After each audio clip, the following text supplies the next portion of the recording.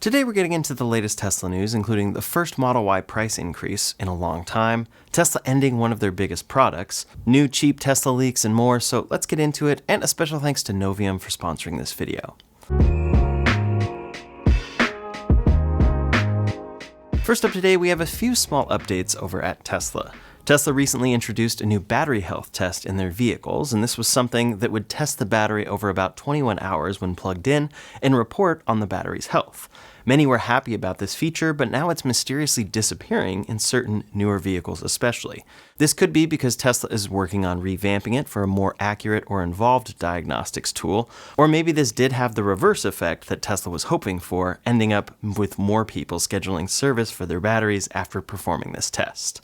We'll see if this returns or disappears entirely for people here, and I'll keep you posted.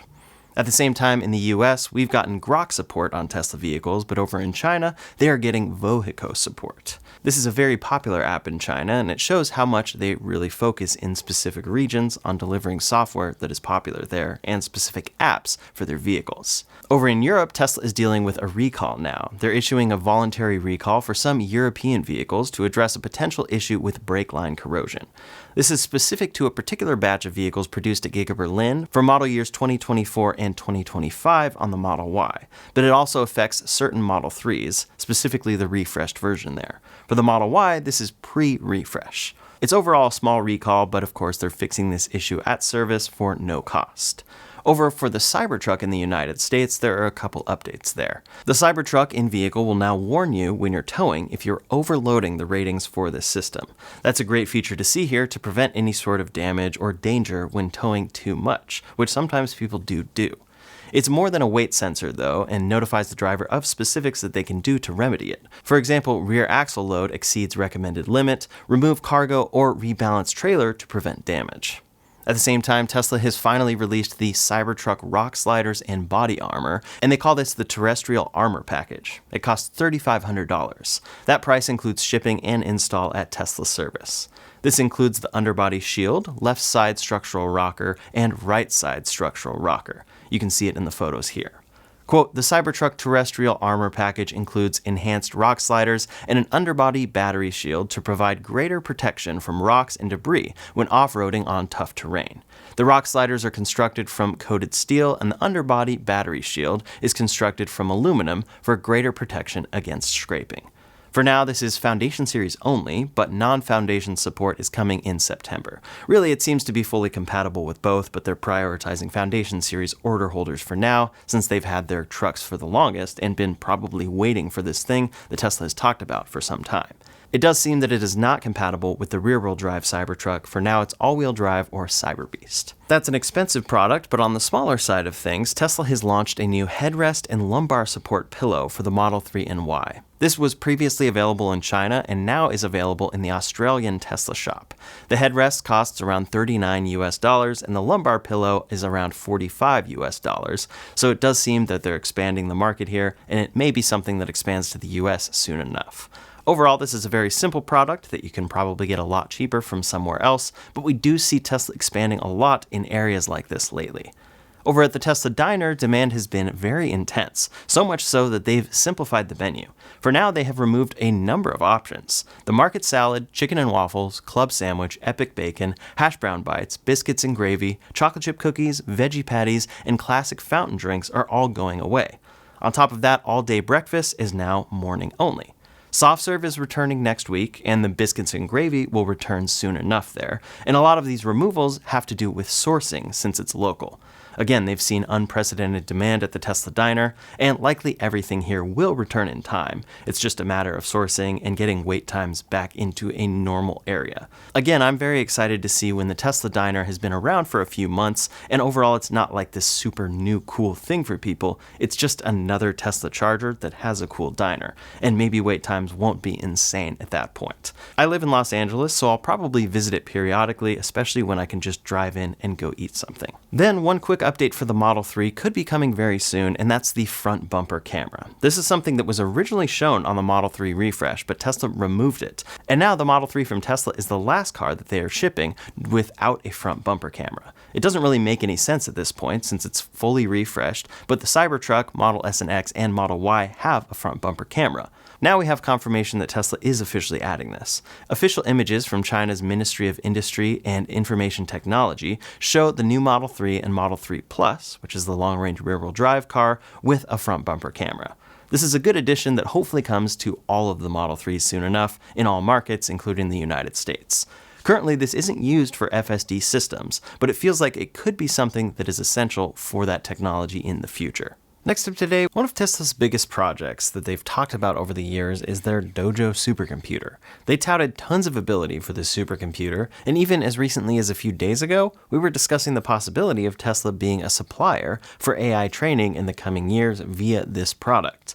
A lot of people thought that this kind of aligned with that AI 6 deal that we talked about with Samsung, but Tesla has now reportedly disbanded its Dojo supercomputer team entirely.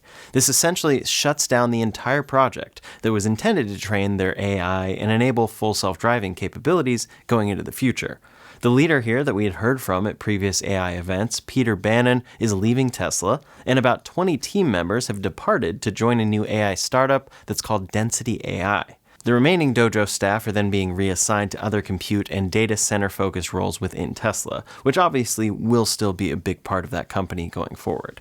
So this is definitely a strategic pivot for Tesla that's increasing their reliance on external tech partners such as NVIDIA, AMD, and Samsung for compute power and chip manufacturing. Long term, that probably makes the most sense because getting into that business is a very big deal. It's probably similar to what we've seen with Tesla with battery cells over the years. Back in 2020, they talked about their 4680 battery cell, and were planning that the next version of the Model Y and the Cybertruck would be using those battery cells that they make internally. In practice, they did that for a little bit, but then basically just realized that everything is more efficient using their battery suppliers, and it seems like the same may be happening here. Now, since August of 2024, Elon Musk has kind of pivoted away from talking about Dojo and instead has been emphasizing Cortex, which is a giant new AI training supercluster in Austin, Texas. That has really been the focus for training FSD and Optimus into the future for Tesla, and that's all NVIDIA equipment. But most didn't expect this to be completely shut down and the entire team to be disbanded here. Peter Bannon was a big figure for this Dojo project, and seeing him leave is yet another executive that's leaving Tesla. So this is definitely big news that has a lot of people worried, considering all of the changes that are going on at Tesla. But Elon responded saying, quote, "It doesn't make sense for Tesla to divide its resources and scale two quite different AI chip designs. The Tesla AI5, AI6, and subsequent chips will be excellent for inference and at least pretty good for training. All effort is focused on that."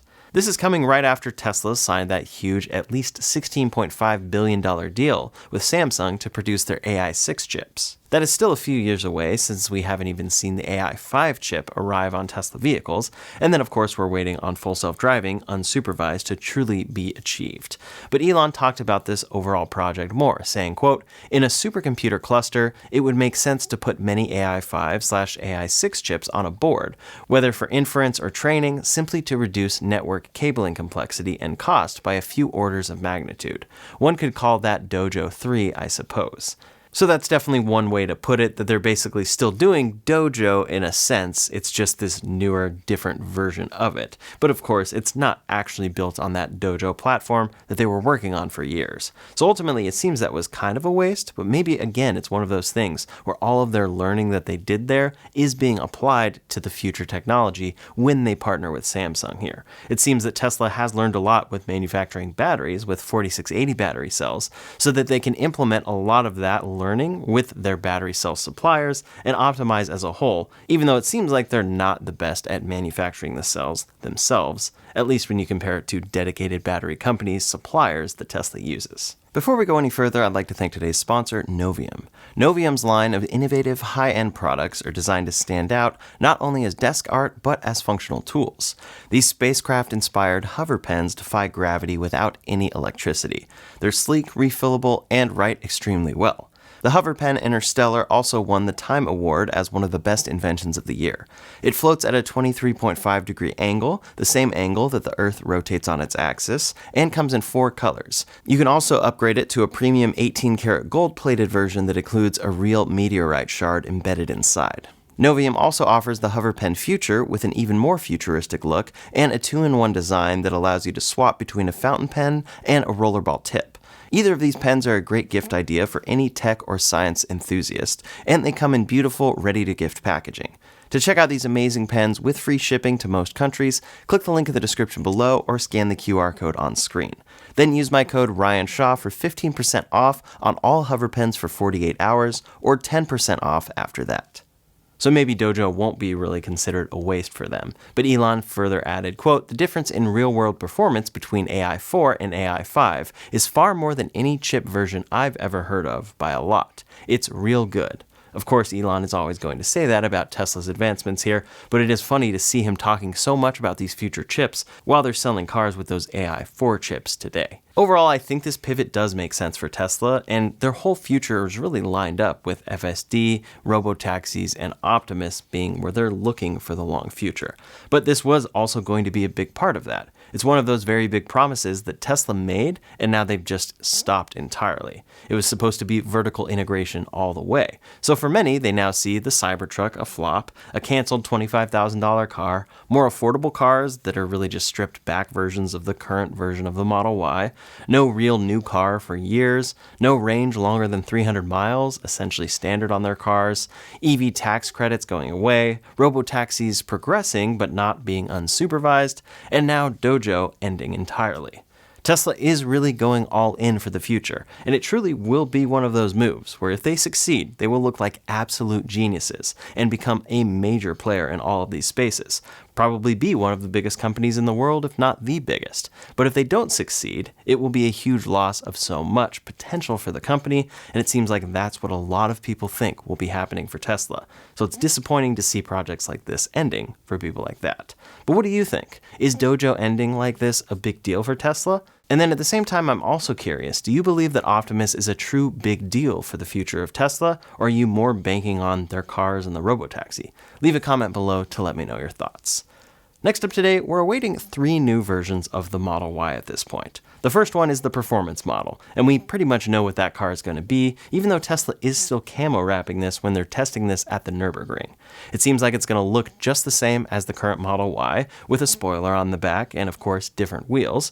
Inside it's going to have performance seats and carbon fiber accents, and then of course it will deliver the performance specs that this car has. But then we should see a cheaper Model Y come in Q4, and this will come with stripped down features. We've talked about this a lot now, but essentially leaks have shown this to have either a standard older type Tesla seat or textile seats. Then they're going to eliminate trim inside, eliminate rear and front light bars, move the headlights up in line where the current light bar is, and then simplify the center console. But so far, those have been spotted at Tesla's Fremont factory or close by, and now it seems some production has started at Giga Texas, or at least Tesla is producing something that they need to cover up. Of course, long-term, Tesla will be making these cars at both factories, and if they succeed here, they'll be able to scale this up more than they do the current version of the Model Y, so they will need a lot of production capacity there.